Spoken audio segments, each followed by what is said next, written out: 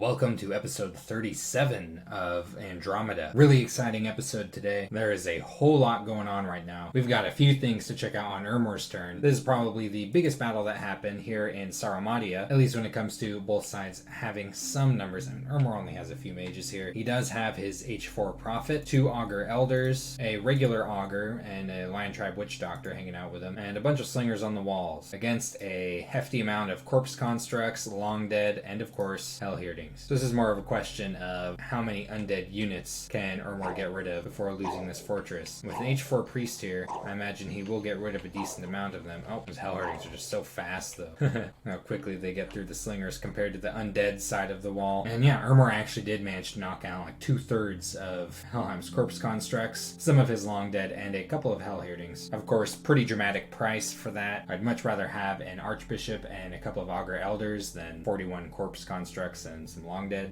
This is a fortress capturing where there's just nothing but Slingers here. And this is a quote-unquote raid against PD. I don't think that's the right word for it. I think really what Ermor's doing is taking everything he has and is moving towards Helheim's capital. At least that's what it looks like to me. Just delivering one last middle finger to Helheim before flickering out. He's got 2 boxes of Equite on the corners, probably on attack rear. A bunch of Astadi to hold the center. I think these are meant to help protect his mage line from attack rear commands from Helheim's Hell Heardings. And he just has a ton of Augurs and Augur Elders here, as well as his Pretenders. So will be pretty exciting to see if this ends up coming against any large armies. Oh, look at that Van here. So there he goes. But I imagine Helheim is going to avoid this until he feels confident enough to take it out. Oh, and look at that. The first thing he did when he walked into this province is raid a troll lair. Not that much gold, but decent amount of gems. He's gonna have to be trucking those gems with dudes like Augustus here over to his main army. But yeah, Ermor's out of this game and he knows it. So instead of clinging on to his capital for as long as possible, which some people do, and it's fine. It can be fun being a city-state. Looks like instead he's opting to do a drive-by on what Helheim holds precious. Calum has received a message from Atlantis. He's pretty much just talking shit about Helheim here with very fancy prose. Oh look, he saw a fairy. Depending on who you ask, fairies are downright evil, but I guess the people around Omer like them. Troll dung in Troll Woods. Who'd have thought? So this is an interesting turn of events. Helheim has taken Summer Edge right up in Calum's face using a Call of the Winds. Now something that Calum is not doing, and I may have said this already, he really needs to be talking to Hinnom. Because if he was coordinating with Hinnom, finding out exactly how long Hinnom's going to be invading Russ, what his plans are, he could easily regain this land here. He could be, even just now, he could just be like, hey, sorry Hinnom, but I'm going to have to take Summer Edge from you. No biggie, Hinnom's not going to mind. Hinnom's preoccupied. Russ probably can't respond well to Calum just yoinking these, especially if Calum is coordinating with Hinnom. But he's not doing it. Talking to people around you is one of the strongest things you can do in Dominions 5. Look at how many gems Calum has been getting from Atlantis, just from talking to him. Of course, he's giving him gems, but honestly, I think Calum's been getting the better end of the deal with the gem offerings between him and Atlantis. And there's something like 100 income a turn and tons of air gems that he's missing out on by not owning these provinces. And air gems are really important. He'd be getting 3 more a month here. Look, he's using them. He's almost out of them.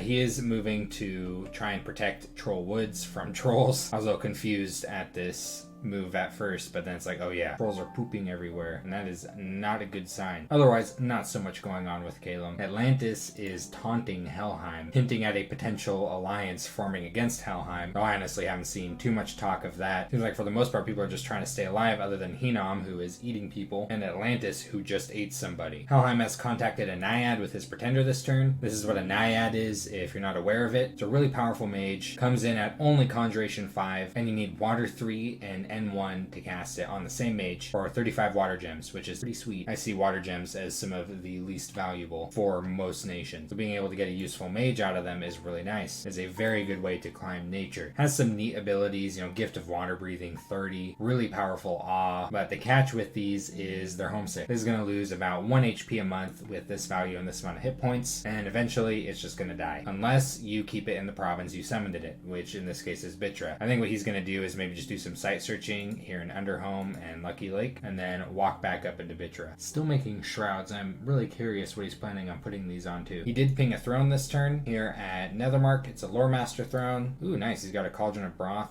and a Ring of Warning. Cauldron of Broth is really nice. It'd be really cool to get this as loot. Provides a 100 supply bonus, and they're pretty expensive, which is why it's a really tasty looking item. Pick up at the end of the battle. The rest of these sages don't seem to be holding anything interesting. Shouldn't be too much of an issue for a big stack of Hell Heardings. Oh, one of Helheim's goons found something neat up in Earthshell Mountains. A Staff of Corrosion. This thing's actually pretty sweet. Just allows someone to cast Acid Bolt. Acid Bolt is a spell at pretty good range. Does 16 acid damage in an area of effect 1. The cool thing about acid damage is that not only does it destroy armor, but it doesn't have any kind of resistance values the way like fire damage and cold damage, things like that have. So it is very hard to prevent acid damage, making it very powerful. So that's a pretty sweet staff he's got there. His prophet finally died of that disease, and sure enough, it does retain being a prophet. I presumed it would, but I've never actually witnessed that event myself. And now it's just chilling with -3 hit points. Defense skill 29. Damn, too bad it's not a horsey boy anymore. Now as for the movements here, this one is pretty crazy right here. Look how far these units are moving here. 1, 2, 3, 4 provinces to Summer Bay. This, I believe, is in response to Atlantis talking shit and having a big army sitting here at Whalewind Waters. And this right here is why I was saying that Russ really needed to move quick, because now Helheim's going to come lay siege to this, and Russ is missing his chance to take this fort, at least without directly confronting Helheim in war. Like, all this little skirting stuff off the side here isn't that big of a deal. Once you start sieging a fort that Helheim has taken, or pushing off some sieging forces that Helheim has, that's when you're starting to take actions that pretty much openly declare war. He's sneaking an army down here to Gintmark. I'm not sure what the plan is. It's a fairly decently sized one. Maybe he's concerned about Atlantis invading his territory over here, and he's harassing Ermor's army here, maybe trying to bait some gem usage with one of his Van Heerses. Overall, pretty productive. Helheim is definitely in the strongest position in the game at the moment, though Hinnom and Atlantis are also looking fairly powerful in their own ways. And Russ and Calum are also in positions where it's difficult to count them out. So even though Helheim is super strong, he's not quite asymmetrically so. Now here's the most interesting battle among Russ's battles this turn, and in this battle, a Melkart, Yamnahar, not Attica, came up against an actually kind of scary amount of sacreds for a Melkart to deal with alone. So see if he's able to handle 15 or so skin shifters. The bears are coming in pretty quick here, and wow, he's only able to kill a bear before getting hacked to pieces by Russ's regenerating skin shifters. That sucks. That's a lot of gems down the toilet right there, all to take out one great bear. Well, let's check again what Hinnom is losing in this battle. 10, 20, 25, 35, 40, 50, 55 gems worth of items just to take out one great bear. That is brutal, not to mention the fact that Melkarts are expensive in the first place. So I imagine Hinnom's going to be a little bit more careful in utilizing those from now on, at least maybe until he gets higher magic research. The rest of these battles are raids against PD. Not very interesting, though this one's kind of funny in that he's taking out some of Helheim's provinces, and he's actually moving further than I thought he would. I wonder where he's going to stop. Is he just going to keep on moving around? Would be pretty funny. Playful winds have been captured, distilled into diamonds, and transported to your laboratory by your mages. I'm impressed. I don't understand what these mages accomplish exactly here, but air gems get out of it. That sounds pretty difficult to do. Looks like Russ is just chilling out here with his main army, and is maybe thinking about reinforcing it with all this stuff. He's not bringing any gems though for his mages. They are running a little low. It would be nice to get a scout or something holding some nature gems. I'm imagining we're probably going to be seeing a big fight in this region somewhat soon, unless Russ and Hinnom make some sort of peace. Oh, he's making a winged helmet, climb in air. I wonder what the goal is there. I'm not sure what he'd be casting just yet with huge air. Casting Voice of Aspu with his pretender. Kind of an expensive casting of Voice of Aspu. I wonder why he's so desperate for water gems, because this is a really big research turn here going into casting this spell. But he doesn't have the cross path for a Rusalka, and this thing would at least be able to site search manually for water, and he doesn't have an underwater province. This would be ideal right here to grab a Vodyanoi. With a lab underwater, this thing could cast a Voice of Aspu all day, but that's not something that really looks realistic for Russ. Reminds me of fire. I'm going to check out how many gems he's sticking into this. 41, damn. Hinnom just reached Alteration 7, which is a huge deal that unlocks a lot of very valuable spells for him, and he's putting some of them to use right away in his script, which we'll check in a bit.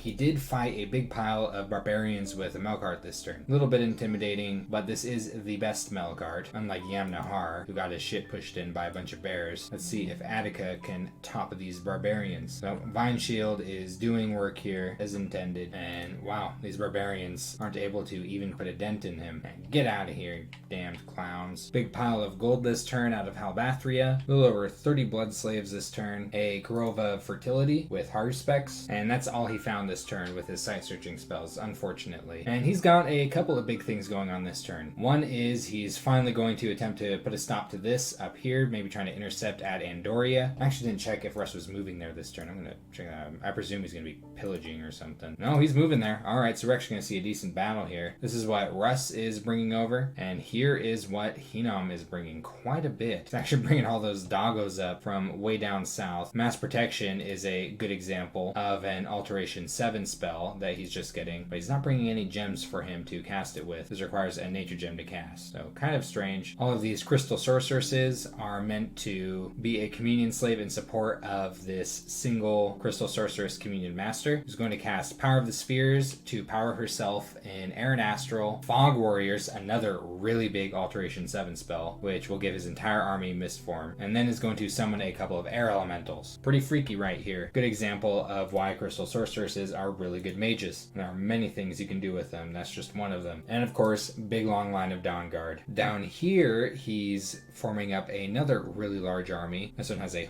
whole bunch of Long Dead, including the super awesome Raphaelite Long Dead, which have superior strength and hit points to regular Long Dead, do a lot of damage, though they are losing a little bit of attack density, and some of them are still, just big zero prot projectile magnets. He's got some of these Achas coming down, scripted to cast Creeping Doom. This is like Super Swarm, basically Swarm, but 70 plus effects. Other nice thing about these is that they have a supply bonus, which he really needs. It's why he's bringing down bags of wine and stuff. Giants eat a lot, and he needs to keep them from starving. And yet another spell that he's using Alteration 7, Marble Warriors. This is Stone Skin at area of effect 25. So that's 4 spells he's scripting in one turn just from reaching Alteration 7. A very powerful research goal for a lot of nations. So I think that's why he's been a little bit hesitant to move this army into a direct engagement against Russ. But now I'm thinking he might take a risk to do so, now that he has these very powerful spells online. It'd be even nicer if he could get Fog Warriors down onto this army. Damn, he's forging a Heart of Life with his Melkart. I don't have any experience with using these, generally because I don't play a lot of nations that have access to them and reasons to use them until you get way late in the game. But this is a powerful reinvigoration item. I'm imagining he has some Phoenix Pyre aspirations with this Melkart right here, and I think that Heart of Life is going to be part of that, which, speaking of things he gets at Alteration 7, Phoenix Pyre. Huge research goal for Hinam, and this is why he rushed it. Gosh, losing this Melkart this turn really sucks though. I think this one was a fire random too. Yeah, ouch. If he was able to hold on to this just a little longer, this would have been really powerful, as he is hitting right up to Construction 6 after this, then Enchantment 6. A lot more tools. Heat from Hell is a really good way to cause mass fatigue. Arrow Fend is just a nice spell. Casts Air Shield on all friendly units, so I don't think he'll need that in a war against Russ. And Relief is a very good way to stay more invigorated than your opponent. Pairs well with spells like Heat from Hell. And some other nice tools here. Domes, in case someone starts messing with him with Remote Rituals. And Living Statues is a pretty sweet spell for some nations. Something I cast sometimes if I'm just rolling in Earth Gems and don't have anything better to do with them. And we're not going to see quite who's going to be coming out on top here until we finally see this battle. These are really powerful sacreds, and Russ has a lot of them, and he's only gathering more into this army. And remember, all of these sacreds have regeneration. Could end up being a pretty close fight. Atlantis has claimed a throne this turn. The outer throne just effectively just spreads dominion, gives him some pearls. He already has capped magic scales, but it's really important that it spreads his dominion because that is an area that he is struggling greatly in. Finally, after capping this throne though, the Throne of Briarx, which is very good at spreading thrones, at least his side of the pond has his dominion all over it. Summoned a monster fish. Gosh, these things are so cool. Check out this absolute unit here. Now, with only 12 protection and 6 defense skill, this thing has got some problems if it's not buffed. With buffs, it does become really freaky because of these 128 hit points. And then it has this swallow attack. Basically, it just eats stuff that's smaller than it in an area of effect 1. Really freaking gross. And most things are smaller than it because it's size 6. It also has a fear bonus tacked onto it. This is a really cool unit. Unfortunately, it's aquatic, and at the moment there isn't really any way to get aquatic units onto land without doing some crazy shit like casting Gift of Reason on them and giving them an Amulet of the Fish, or a Shambler Skin Armor, or Robe of the Sea if they're humanoid. That's just some clowny stuff right there. And definitely not worth doing on a monster fish. It's just kind of a neat thing to think about. Magic Sight this turn. Fathoms Deep, another magic increasing sight that isn't really helping him. Found a big pile of treasure here in Sothalar, but an Ice Mist Scimitar. Not that interesting of a weapon. Kind of a cool thug weapon for free on the right thug. Like in general, you just want a Frost Brand, but it does do fatigue damage in an AoE 1 and also provides cold resistance, which is kind of cool. Still working on sieging down Rillia's last fort. His units are starving here, so you know, I think I gotta do something about that. He could build an enormous cauldron of broth. I don't know if he has any little nature mages lying around for something like a endless bags of wine, but he's got N5 on his pretender. Now Atlantis has a lot of gems. At this point, I might consider empowerment on the monolith. Get some more useful cross paths, maybe worm into some crystal gear. And look at all these astral pearls and earth gems. Death, nature, death cross path would be pretty sweet. Getting better astral on this thing would just be nice in general. You know, it could teleport at that point. Just a thought, you know, sometimes empowering your pretender is not a bad thing to do. But he's got all this stuff patrolling here. He is expecting an attack from Helheim. Now, I would not expect Helheim to be attacking Atlantis anytime soon, but Atlantis is obviously worried about it because he's thrown away a lot of mage turns in preparation of that possibility. Now, I just want to see this thing walk right up into Helheim's land. What is this? Bunch of what? Water Strike. Okay, yeah. Most of these are summoning water elementals. This would be really awesome to see fight one of Helheim's big armies, but I'm not so sure that we're going to be seeing that anytime soon. It's really hard to predict. I mean, he could move up any turn. Bug Shaft. What kind of name is that? And Rillia's just chilling with his girlfriend. This turn he actually sent his gold to Hinnom, and here you go, buddy. How nice. That's been turn 38 of Andromeda. We've got a decently sized battle between Hinnom and Rust next turn, and just in general a lot going on. This game's at a pretty exciting stage, and I'll see you at the next episode.